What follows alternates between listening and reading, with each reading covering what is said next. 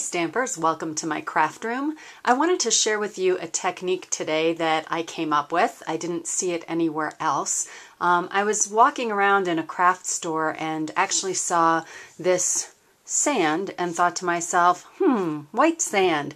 I wonder if you could actually dye it. And sure enough, you can. I made this card using the technique, and you see that this ice cream actually has some really great texture and color to it. So let me show you how to make this happen.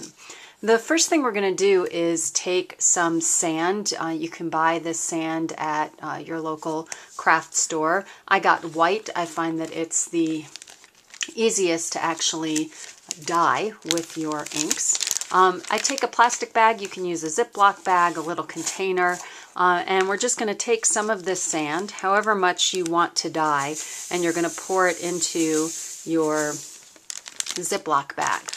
Okay, so there, hopefully you can see the light's a little reflective today in the craft room. Hopefully you can see that sand in there. Then what we're going to do is take our Stampin' Up! Classic ink. I'm going to use Pixie Pink for this particular sand since I want to make some strawberry ice cream. And you're just going to go ahead and drop a couple of drops, 2 or 3 drops of this ink into the bag. You can always add more later if you want to get a deeper color, but I would err on the side of less is more, kind of see what happens, and then you can always add more later. So we're going to seal the bag, and why I like doing this in a plastic bag is you can really mush that ink around into the sand. So you're going to bring the sand up to where the ink is, and you are just going to mush away.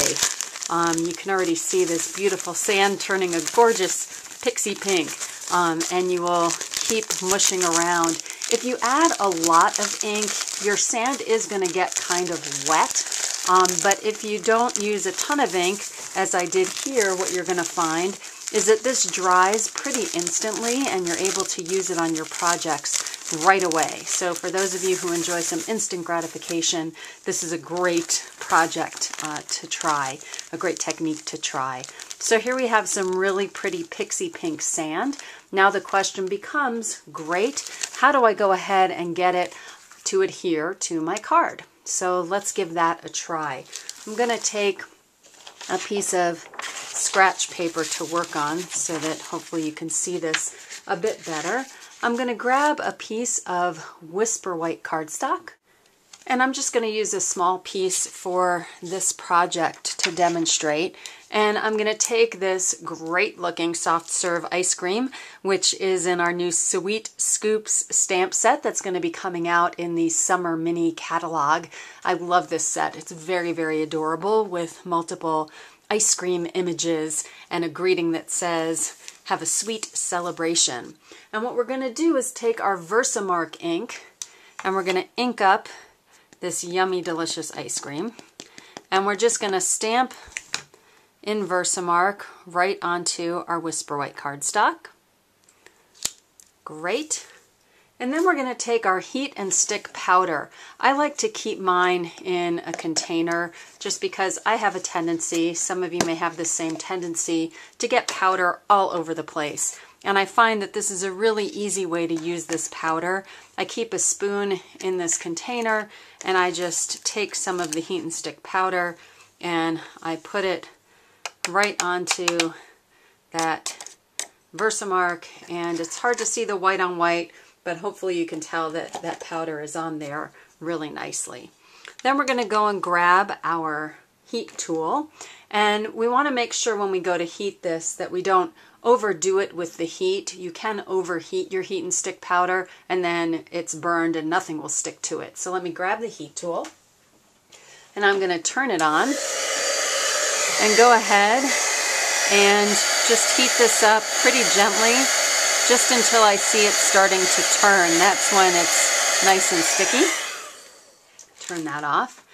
Then we're going to come to our sand, and I would suggest that you work on a scratch piece of paper so that you can catch all the sand and then dump it back into the bag. And I am not going to be delicate here. I'm just going to dump a bunch of sand right on there. You may want to press this down just a little bit if you'd like, and then you're going to tap it off. Oh, Yummy, look at that. And you can kind of tap it again if you feel like you've missed any spots. And then the only thing left to do is to move our sand so that when we turn our heat tool on, we don't have sand flying all over the craft room. And we're just going to give this a little bit of heat again just to make that sand stick. So here we go.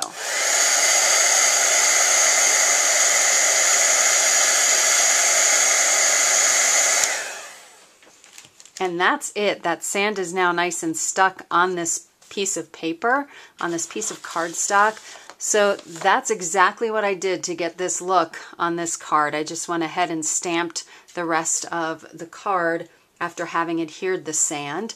Here's an example of using two different colors of sand.